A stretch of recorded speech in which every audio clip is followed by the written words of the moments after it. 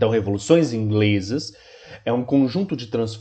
seria um conjunto de transformações promovidas por revoltas por parte da população que levou a Inglaterra a romper com o absolutismo e afirmar o que nós chamamos de monarquia parlamentar, um estilo de governo que é seguido pela Inglaterra até hoje. E como eu disse, a abertura para se entender a Revolução Industrial. Então, revoluções inglesas ou Revolução Gloriosa é uma coisa e a Revolução Industrial é outra que a gente vai estudar posteriormente. Nesse arcabouço de revoluções, estudaremos também a Revolução Francesa e a independência dos Estados Unidos, que é compreendida como a Revolução Americana. O que a gente trata? O que seria a palavra revolução? O que é revolução? Quando a gente utiliza esse termo revolução, a gente está se referindo a um processo que envolve mudanças. Mas não é uma mudança simples, mas são mudanças drásticas. São mudanças onde não há a possibilidade de a gente voltar a um estágio anterior novamente.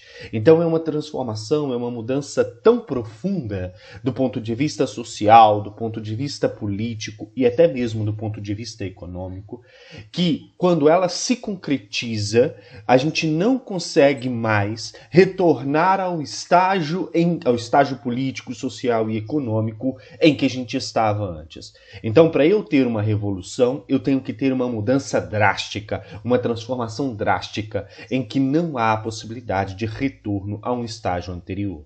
No caso, essas revoluções inglesas, esse conjunto de revoluções, ela culminou com uma transformação política da Inglaterra, rompendo com o absolutismo e afirmando o parlamentarismo que existe ainda hoje dentro da Inglaterra. Geralmente, do ponto de vista sociológico e do ponto de vista histórico, esses processos revolucionários, esses processos de transformação, de mudanças profundas na sociedade, na política e na economia, eles vêm acompanhados por altos graus de violência. São processos violentos no sentido de rupturas drásticas, no sentido de envolver uma violência física também. Envolvem lutas, batalhas, mortes e sangue. Então, revolução, do ponto de vista sociológico e do ponto de vista histórico, seriam essas transformações efetivas, promovidas por movimentos sociais, geralmente acompanhados de extrema violência, em que a gente consegue perceber uma transformação por completo da estrutura política, da estrutura social, uma transformação daquelas pessoas que estão no comando.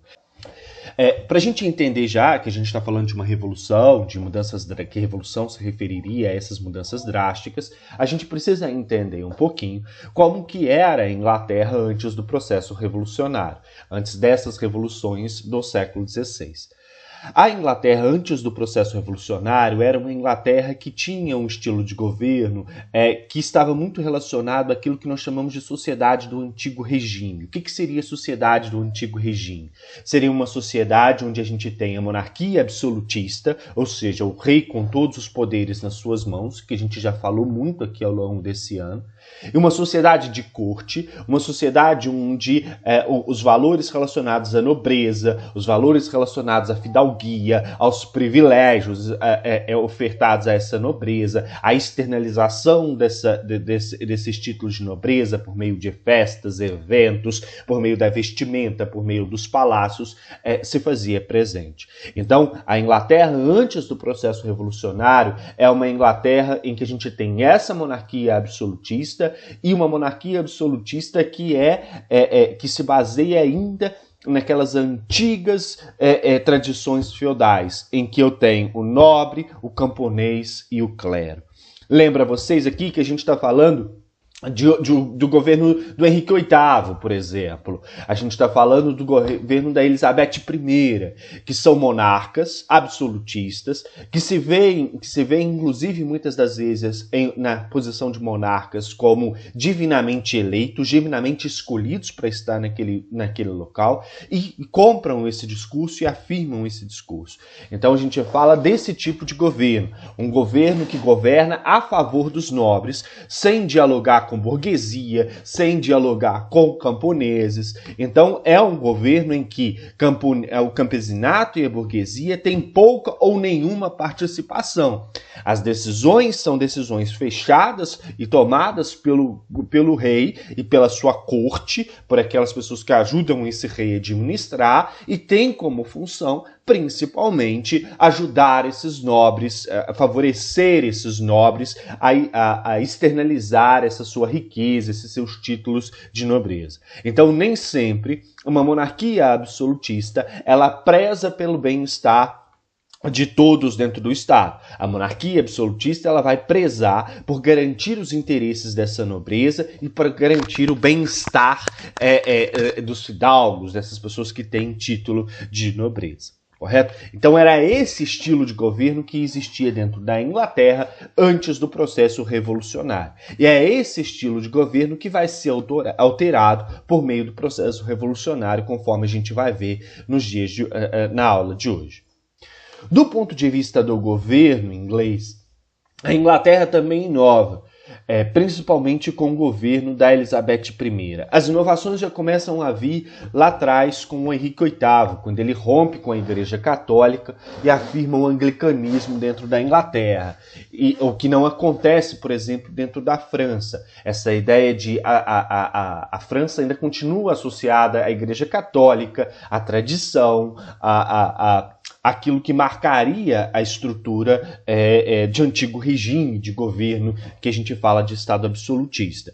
Dentro da Inglaterra, desde o governo do Henrique VIII, a gente já tem indícios de transformações no sentido de inovação, no sentido de modificar, uma vez que Henrique VIII ele é responsável por romper com a Igreja Católica, por interesses econômicos, por interesses políticos, de se apropriar das posses que a Inglaterra tinha, que a Igreja Católica tinha dentro da Inglaterra. Então, com a ideia de aumentar o seu poder, concentrar ainda mais poder nas suas mãos, ter posses, ter ainda mais posses e tornar a Inglaterra um estado ainda mais rico, o Henrique VIII rompe com a Igreja Católica e afirma a Igreja Anglicana dentro da Inglaterra. Então só aí a gente já teria dentro da Inglaterra um posicionamento político distinto nesse antigo regime.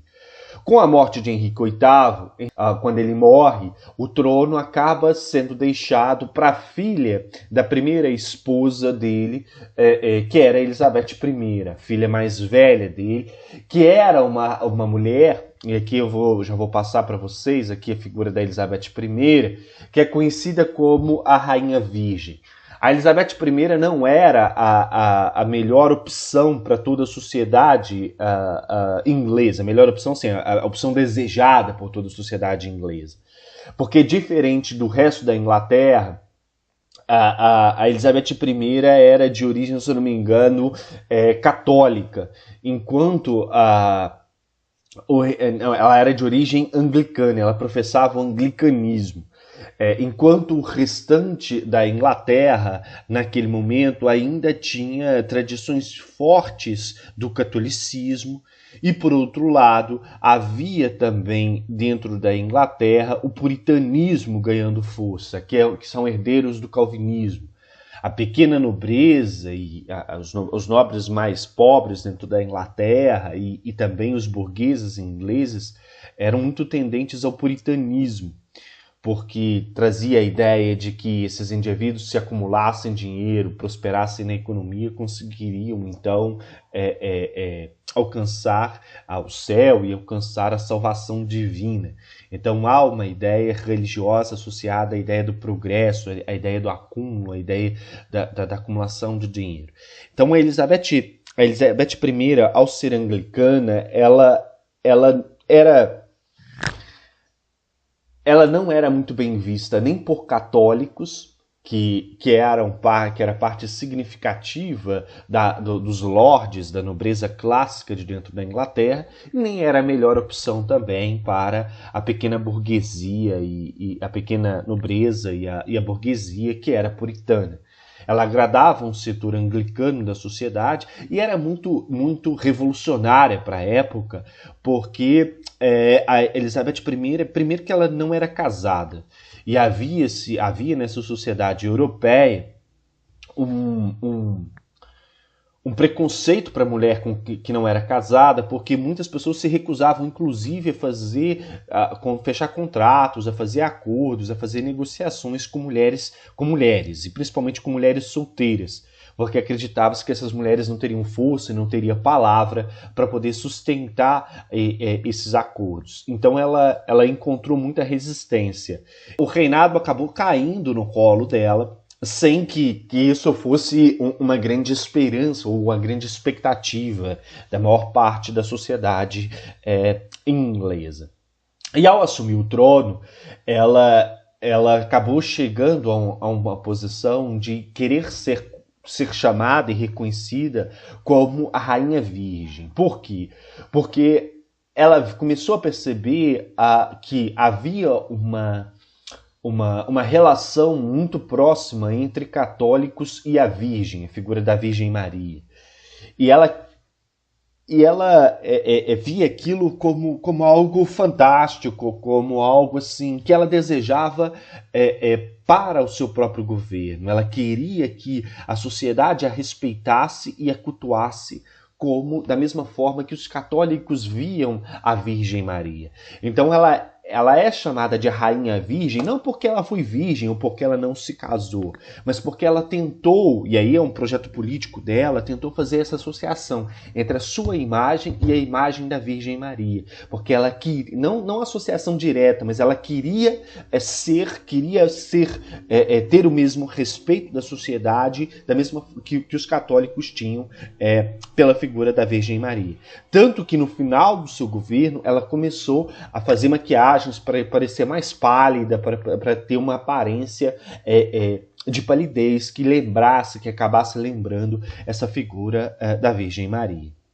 E a Rainha Elizabeth, embora fosse mulher, olha os preconceitos até na fala, né? Mas aqui a ideia de ser mulher para aquele período, algo que era muito inovador, algo que era muito era contrário aos preceitos de uma sociedade extremamente machista e patriarcal.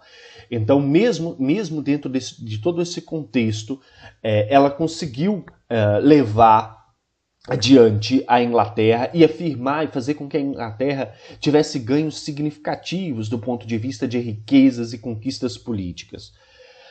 O grande feito da Elizabeth está no sentido de organizar a marinha inglesa. Quando a Elizabeth chega ao trono, no início do século XVI, a marinha inglesa era uma marinha muito desorganizada.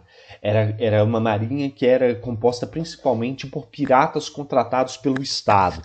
Então, o Estado inglês contratava corsários, piratas, para assaltar navios espanhóis que vinham carregados de ouro da América.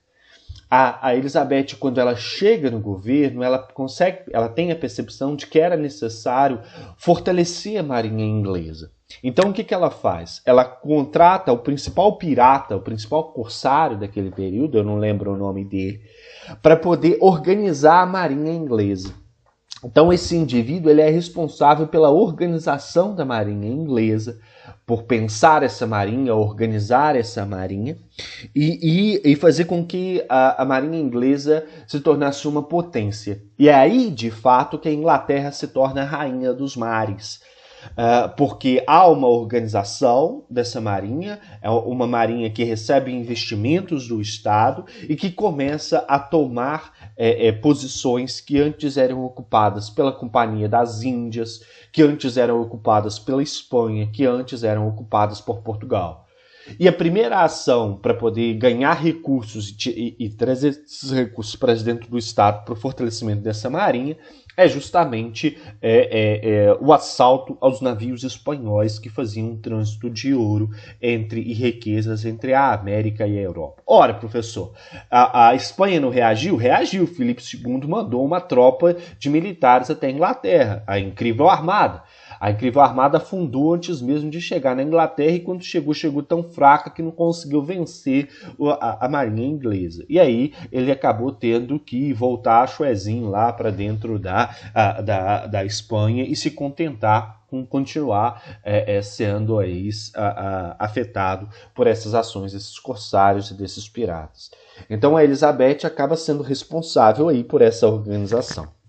E por que eu trouxe esse retrato da Elizabeth I feita pelo Georges Gower aí em meados do século XVI?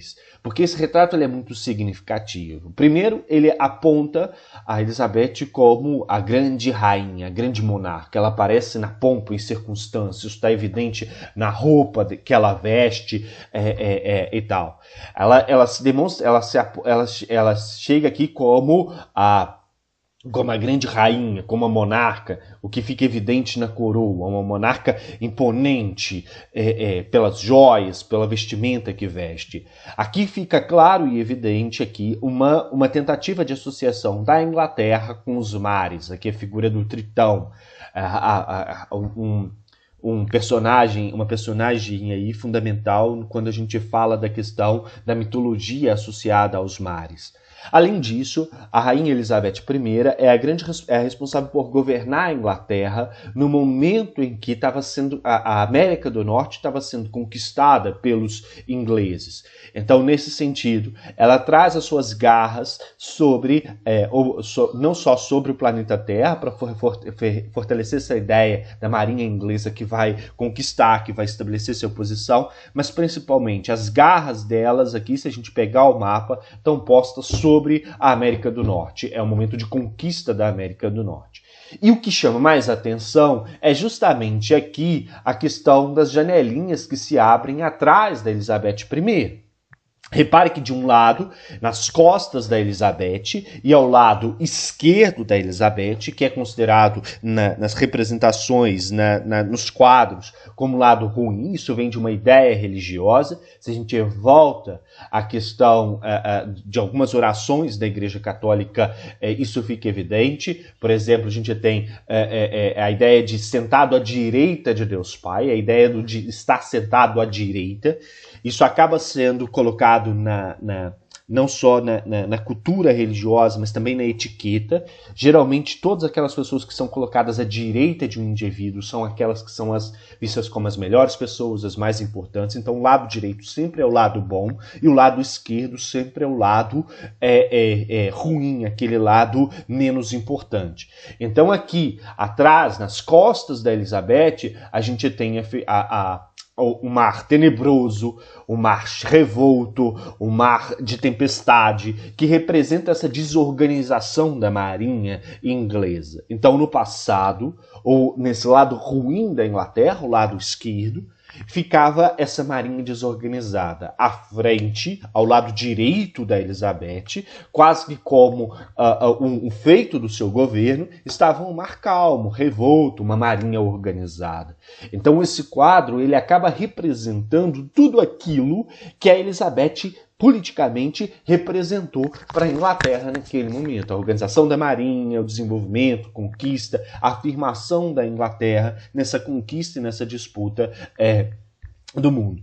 Então, com o reinado da Elizabeth I, ocorre um processo de acumulação de capital, de enriquecimento de pessoas e do Estado. Enriquecimento do Estado por conta da participação dessa marinha inglesa nessas disputas que ocorriam no mundo como um todo. E do ponto de vista de indivíduos, ocorre um enriquecimento da burguesia, de comerciantes comerciantes que estão relacionados ao mar, que estão relacionados a esse comércio externo, mas comerciantes que também estão relacionados ao pequeno comércio interno dentro da Inglaterra, porque essa política acabou incentivando a circulação de dinheiro, a circulação de pessoas e o acúmulo de riquezas por parte desses comerciantes. E os donos de manufaturas, das pequenas indústrias, principalmente das indústrias têxteis que começavam a surgir dentro da Inglaterra. O reinado da Elizabeth ele foi muito bom para esses grupos, para a burguesia, para os comerciantes e donos dessas manufaturas que conseguiram um pequeno enriquecimento. Foi muito importante também para a pequena nobreza, para o que nós chamamos dentro da Inglaterra de gentry. Sempre quando vocês verem essa palavra gentry, está se referindo à pequena nobreza. O que seria pequena nobreza? Seriam nobres que não têm títulos nobiliárquicos de importância, nobres de nascimento, mas que não têm essa participação, toda essa pompa, toda essa circunstância. São nobres por nascimento, mas acabam não estando nesse métier, nesse grupo dessa elite existente dentro da Inglaterra. Então esses são a gentry. A gentry, a pequena nobreza, ela está muito mais próxima à burguesia do que à alta nobreza. E aí, além disso, a gente tem também os pequenos proprietários rurais, aquelas pessoas que não se dedicam ao comércio, que não se dedicam à manufatura, mas que têm um pequeno sítio, uma pequena propriedade e acabam vendendo o seu excedente de produção nesse comércio. Esses pequenos proprietários também conseguiram se enriquecer, conseguiram algum ganho com o governo da Elizabeth I. Então, todo esse grupo principalmente ligado ao protestantismo, esse grupo ligado a outros ideais políticos contrários ao absolutismo monárquico e à sociedade de antigo regime, acabou se enriquecendo, ganhando proeminência ao longo do governo da Elizabeth I. Esses pequenos proprietários rurais são chamados de yeomen. Então, yeomen e gentry. E yeomen, os pequenos proprietários rurais, e a gentry, a pequena nobreza, que estaria ligada à burguesia. Por que é importante ter isso em mente? Porque é esse o grupo que vai fazer a revolução, a primeira revolução inglesa, o primeiro movimento revolucionário. A gentry e os yeomen dedicavam-se à agricultura comercial, ou seja, produziam primeiro para sua própria subsistência e comercializavam aquilo que sobrava, aquilo que era o excedente. E o que eles produziam? Principalmente lã e alimentos. E aí, para poder produzir mais lã, para poder ter acesso a mais lã e ter mais tecido sendo produzido, muitos dessa gentry, desses yeomen, fizeram um processo que nós chamamos de cercamento dos campos. Cercaram as suas propriedades para poder criar ovelhas. E quando eles cercam as suas propriedades e param de produzir alimento para criar ovelhas, eles acabam expulsando de dentro desse campo muitos camponeses que ali viviam.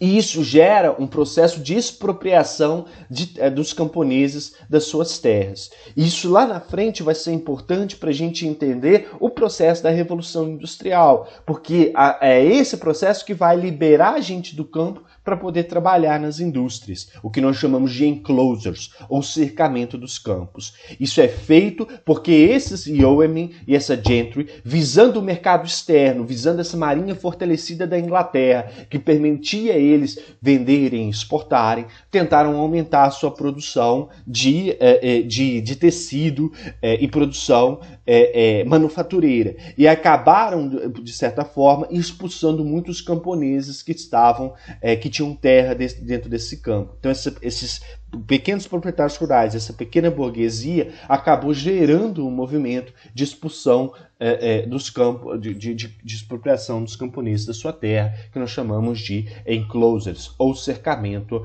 dos campos. Logo depois da morte de Elizabeth I, como ela não tinha filhos, quem assumiu o trono foi o primo dela, o Jaime I, da dinastia Stuart. Então ele dá origem a dá continuidade à dinastia da família da Elizabeth I, a dinastia Stuart, e assume então o poder e vai dar um encaminhamento ao governo um pouco distinto daquilo que a Elizabeth I vinha fazendo. Enquanto a Elizabeth I vinha abrindo a economia, vinha favorecendo a questão da marinha e favorecendo essa burguesia, essa pequena nobreza que visava o comércio externo, visava a acumulação de capital, o Jaime I, quando assume, ele dá uma guinada no sentido contrário dentro do governo na Inglaterra, no sentido de fortalecer o absolutismo. Do ponto de vista da Câmara Legislativa, do Parlamento, o Parlamento inglês, durante o reinado do Jaime I, o Parlamento ele existia, embora não tivesse muita importância, porque durante o governo do Jaime I, o parlamento ele era como um conselho de Estado, mas a última palavra era dada pelo Jaime, porque a gente ainda está dentro de um estilo de governo absolutista.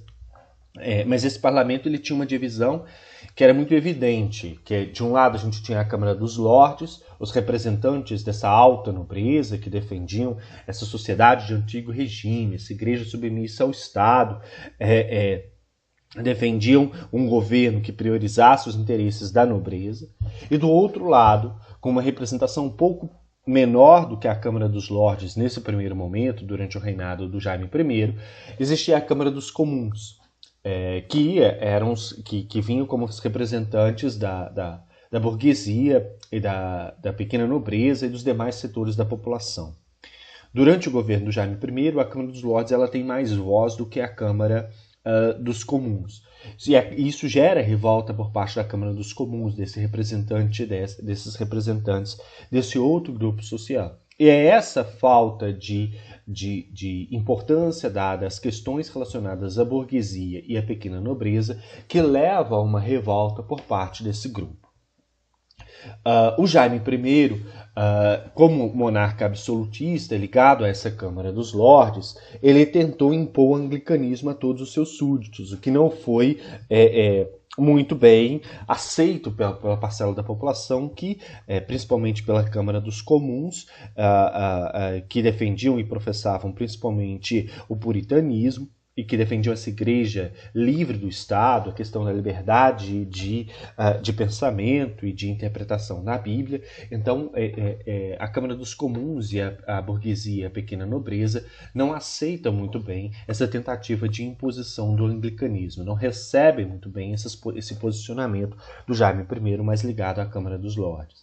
Além disso, o Jaime I também criou uma série de impostos que atingiram principalmente esse grupo da burguesia e da pequena nobreza que tinha relações econômicas estabelecidas com outros estados, com outros países fora da Inglaterra. Então esses impostos atingiram não a Câmara dos Lordes, mas atingiram principalmente os membros ligados à Câmara dos Comuns, os membros ligados a essa nova parcela da sociedade, aos burgueses, à gentry, aos yeomen. E numa atitude muito autoritária da sua parte, dentro dessa ideia de antigo regime, de monarca absolutista, ele mandou fechar o parlamento e colocou-os porque o parlamento começava a questionar as ações que ele vinha tomando. Então ele assume essa posição de monarca absolutista, fechando inclusive aquela que seria a casa de representação dessa parcela da população, que era a casa do povo. E nesse sentido, ele encontra muita resistência, mas consegue levar o governo até o final. Quando ele morre, o governo, o poder monárquico na França passa para o filho do Jaime I, que é o Carlos I, que se torna rei da Inglaterra. Aqui a gente tem uma representação do Carlos I. E o Carlos I, ele é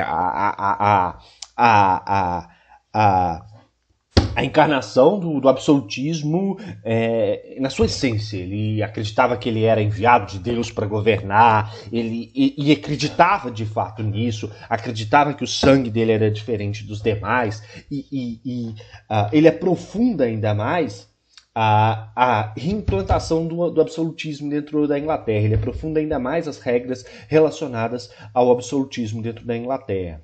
E aí, nesse sentido, ele concede monopólio, concede o controle do comércio de determinados produtos a pequenos grupos de burgueses dentro da Inglaterra, o que gera insatisfação no restante da burguesia e que gera insatisfação também na sociedade, porque quando ele concede um monopólio, ele vai contra a ideia de liberdade de comércio, o que prejudica a sociedade como um todo, porque prejudica a concorrência de produtos, faz com que alguns produtos cheguem ao mercado por um preço mais elevado. Então essa ideia de conceder monopólio, ela gera revolta na burguesia e na sociedade como um todo. E não contente com isso, ele cria um outro imposto para gerar arrecadação no Estado, que é chamado o imposto do ship money. O ship money era um imposto destinado à defesa naval, destinado à questão de fortalecimento da marinha inglesa, só que era um imposto cobrado nas cidades portuárias, antes do Carlos I. E quando o Carlos I assume, ele torna esse... Vamos esclarecer, o ship money já existia, correto? Só que era um imposto que era cobrado só nas cidades que tinham porto.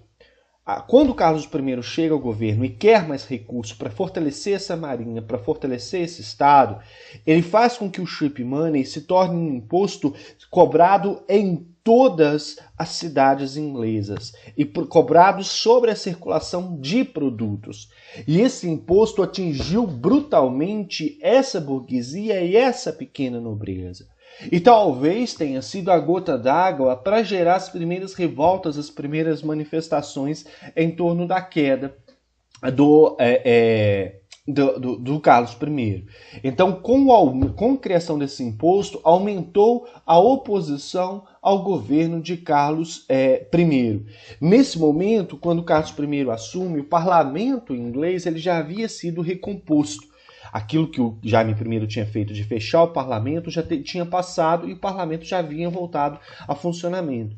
Só que quando ele cria esses impostos e toma essas medidas mais absolutistas, o parlamento inglês, principalmente a Câmara dos Comuns, começa a se manifestar contrária a essa posição, começa a questionar ele, essas atitudes tomadas por ele. E aí o que ele faz? Ele não aceita o questionamento da Câmara dos Comuns. Ele pega a sua tropa militar, a sua tropa, o seu exército e invade o parlamento francês, mandando prender principalmente os líderes da Câmara dos Comuns, os líderes oposicionistas a esse governo. Só que essa ação de invadir o parlamento, invadir e prender a Câmara dos Comuns, foi avisada. Houve um dedo duro lá que avisou os parlamentares antes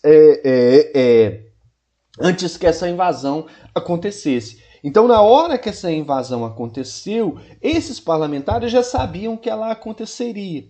Então, o que acontece? Esses parlamentares movimentaram tropas particulares, tropas privadas, para poder resistir a essa invasão do Carlos I da Câmara dos Comuns. Então, nesse momento, em 1642, inicia-se a primeira fase das revoluções inglesas, que é conhecida como a Guerra Civil, em uma ação, em uma guerra interna entre os defensores do Carlos I, os defensores do absolutismo e as tropas que defendiam a Câmara dos Comuns. É uma guerra que dura cerca de 7 anos e que resulta na vitória da Câmara dos Comuns, quando a Câmara dos Comuns corta a cabeça do rei. E aí a gente tem entre os grupos que se enfrentam nesse momento, aqueles que defendem o rei e aqueles que defendem o parlamento. Aqueles que defendiam o rei eram principalmente aqueles ligados à Câmara dos Lordes, aquela nobreza clássica que movimentava essas tropas para poder lutar a favor do rei, e aqueles que defendem o parlamento, defendem os interesses da Câmara dos Comuns, eram aqueles ligados principalmente à burguesia comercial e manufatureira, não aqueles que... Porque você tinha a parcela da burguesia que defendia o rei, que era aquela parcela que recebeu o monopólio de determinados produtos, o controle sobre determinado comércio. Mas era uma parcela da burguesia já enriquecida, muito próxima a essa alta nobreza. E você tem a parcela da burguesia que sofre com essas decisões, com esses impostos e com o fortalecimento do absolutismo, que é uma burguesia ligada ao comércio, ligada à pequena manufatura e também à pequena nobreza, que também estabelece essas relações comerciais. Então você tem a formação desses dois grupos internos ao parlamento e desses dois grupos internos à própria sociedade inglesa que se movimentam de fato em uma guerra civil. São pessoas lutando com guerra, com espada, cavalos e armas de fogo no meio da rua, né, no próprio parlamento. Então é uma questão... São 7 anos de conflito interno, conflito armado interno. E de um lado estavam os anglicanos e católicos, que defendiam o rei nessa alta nobreza, e do outro lado, os puritanos e presbiterianos, protestantes, que defendiam o parlamento, que estavam ligados a essa burguesia comercial e manufatureira, e também a pequena nobreza. E dentro desse grupo que defendia o parlamento de puritanos, a liderança era dada pela figura do Oliver Cromwell, esse soldado que vocês estão vendo aí, que se baseava muito numa ideia de novo exército para dentro da Inglaterra. O Cromwell era um militar, ele era ligado à pequena nobreza e participava da ala militar inglesa, do exército inglês, e defendia um novo modelo de exército para a Inglaterra, o que ele chama de New Model Army. Ele defendia que o exército inglês começasse a promover os soldados por meritocracia, por competência, e não por prestígio social. Então ele defendia que a pequena nobreza, a burguesia e os membros ligados a ela tivessem possibilidade de alcançar posições de proeminência dentro do exército em função da sua competência, em função do seu mérito. O que não acontecia dentro da Inglaterra, porque o exército era baseado nas antigas formas de exército ali do antigo regime, do absolutismo.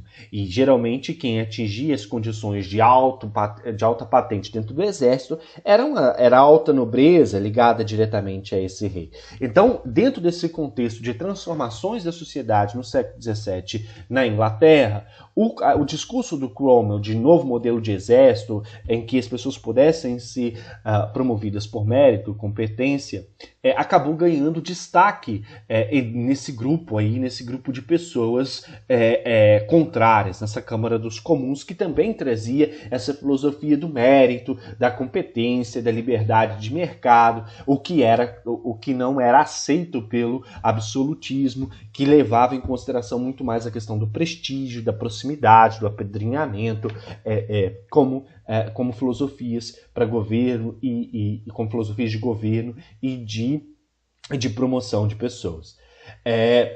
Nesse contexto de conflito, de guerra civil interna, de Câmara dos Lordes versus Câmara dos Comuns, o exército liderado pelo Cromwell foi conseguindo sucessivas vitórias em batalhas e em discursos, e essas vitórias resultavam no aprisionamento de muitos lordes e na execução de muitos lordes, de muitos desses nobres clássicos dentro da Inglaterra.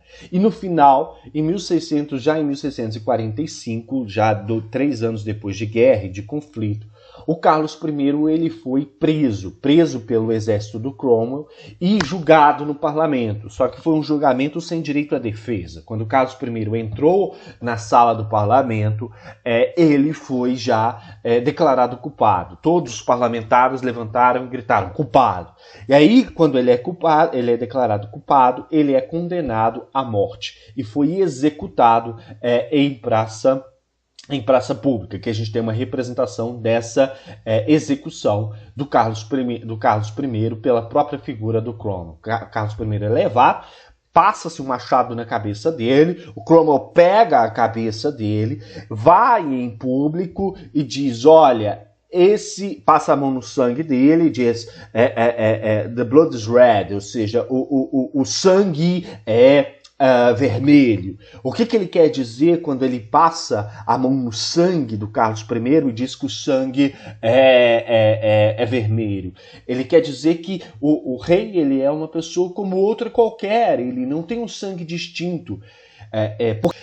E aí, nesse sentido, a decapitação do Carlos I, ela vem acompanhada da proclamação da República dentro da Inglaterra. Sim, a Inglaterra já foi uma república. A ideia de governo como coisa pública é logicamente que não seria toda a população. O campesinato não chegaria a esse parlamento, mas seria um governo comandado ali principalmente pela burguesia e pela pequena nobreza, mas uma ideia de república, queda da monarquia. Uma das ações mais importantes da República do Cromwell, e isso geralmente é cobrado em prova, é a instituição dos atos de navegação.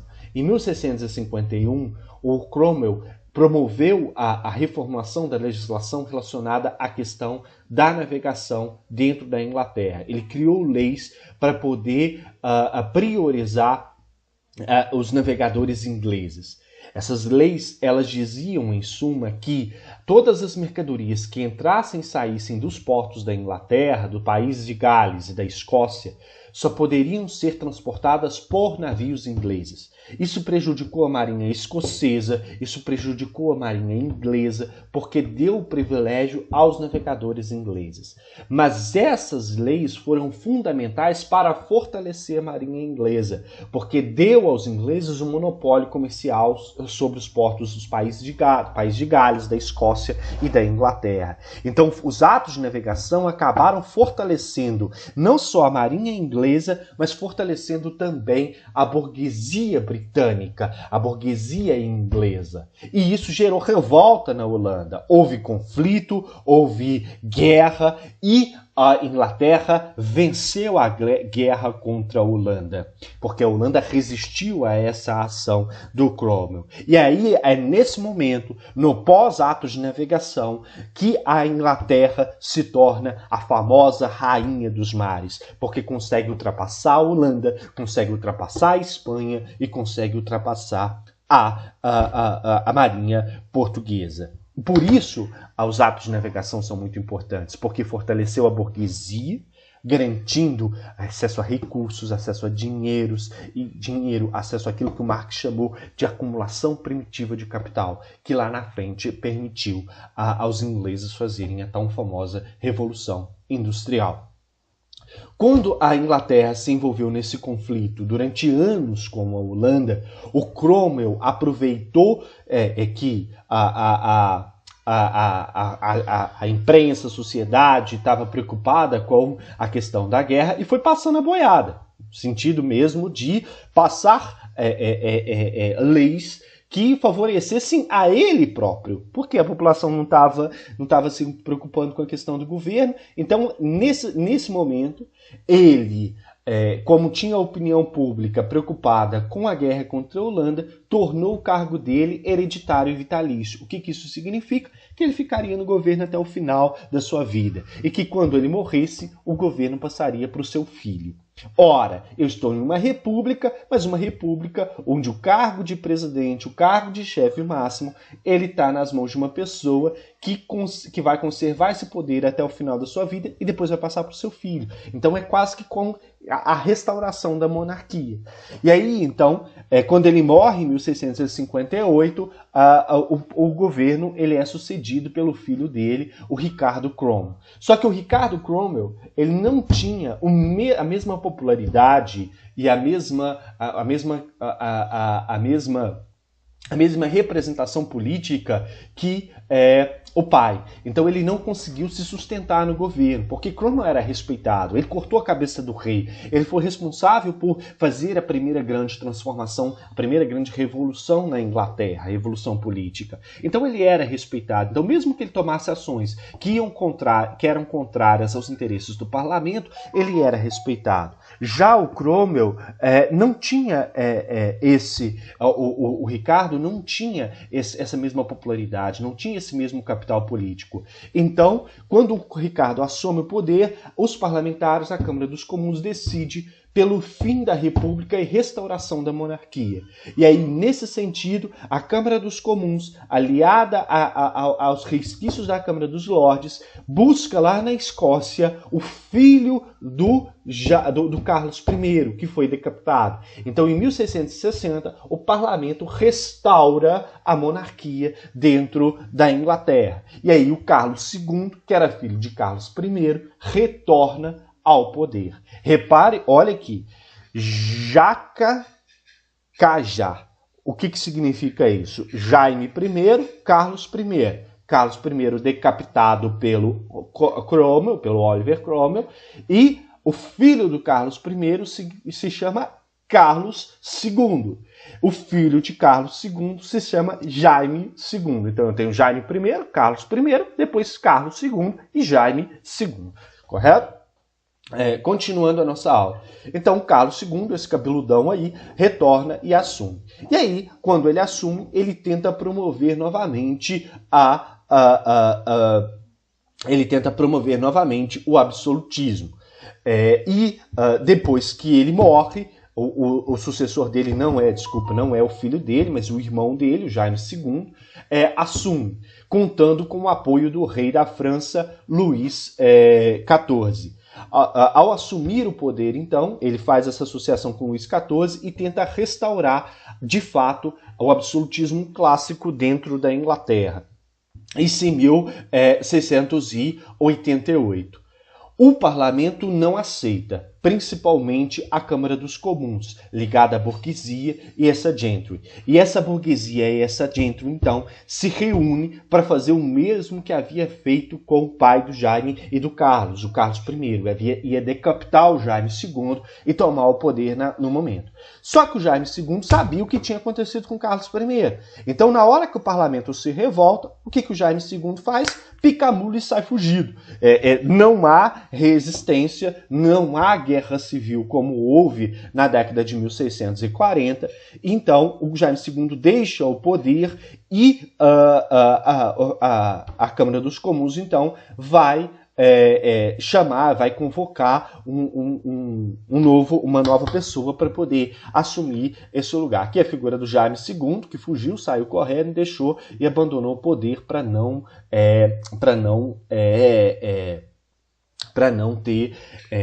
ser decapitado como pai. E o fato dessa revolução ter sido uma revolução feita sem sangue, uma revolução que trouxe uma transformação rápida, ligeira, ela acaba ficando conhecida como a terceira fase da revolução, ou também Revolução Gloriosa. E aí a Câmara dos Comuns, então, procura uma pessoa que possa assumir o poder no lugar do Jaime II, que possa assumir o poder, mas se submeter ao parlamento. Vai, então, ao genro do Jaime II, que era casado com a filha dele, o Guilherme de Orange. Guilherme de Orange estava lá na região da Escócia e resolve dar uma rasteira no sogrão e assumir o governo dentro da Inglaterra. A Câmara dos Comuns oferece para ele a possibilidade de ele se tornar rei, desde que ele jurasse obedecer o parlamento, e que ele jurasse não só obedecer o parlamento, mas a Constituição.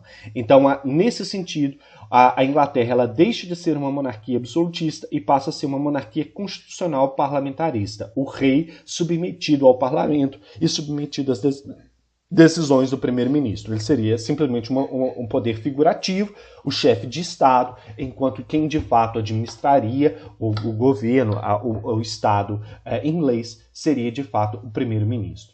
Então, o Guilherme de Orange, príncipe holandês, genro de Jaime II, toma o poder, mas é obrigado a jurar a Bill of Rights, a Declaração dos Direitos, a Constituição da Inglaterra. É uma Constituição vigente até os dias de hoje. E dá origem, então, à monarquia parlamentarista que existe até hoje na Inglaterra. Essa revolução, essa é a última fase da revolução, ficou conhecida como Revolução Gloriosa, porque permitiu a transformação política dentro da Inglaterra e a ascensão ao poder do parlamento sem o derramamento de uma gota de sangue, e feito de forma muito rápida. A Declaração dos Direitos era o rei, determinava que o rei precisava de aprovação da maioria dos parlamentares para tomar as decisões mais importantes. Ou seja, ele na verdade ele não teria poder nenhum. Quem teria o poder seria o parlamento. Quem autorizaria a convocação do exército, a criação de impostos, a suspensão de leis, e quem fiscalizaria o rei seria o próprio parlamento. Então aqui a gente tem a essência do regime parlamentarista que hoje marca da monarquia parlamentarista que hoje marca a história da Inglaterra. O rei reina, mas quem governa de fato é o parlamento. O rei é o chefe de Estado e o chefe de governo é o primeiro-ministro submetido ao parlamento. A Inglaterra então deixou de ser uma monarquia, os resultados da Revolução. A Inglaterra deixou de ser uma monarquia absolutista e se tornou uma monarquia parlamentar. O parlamento passou a governar de fato. Os ingleses passaram de súditos a cidadãos. Essa é uma transformação muito importante, porque súdito é aquele que se submete, de fato, se submete de completa à autoridade do rei. O cidadão é aquele indivíduo que tem direitos e deveres e pode reivindicar esses direitos e deveres.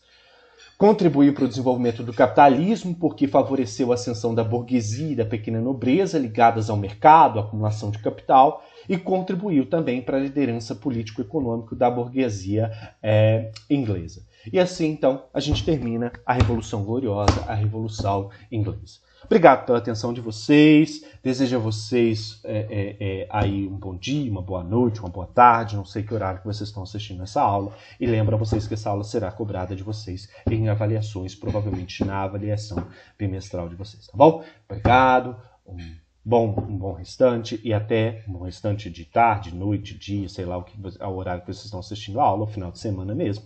E até o nosso próximo encontro.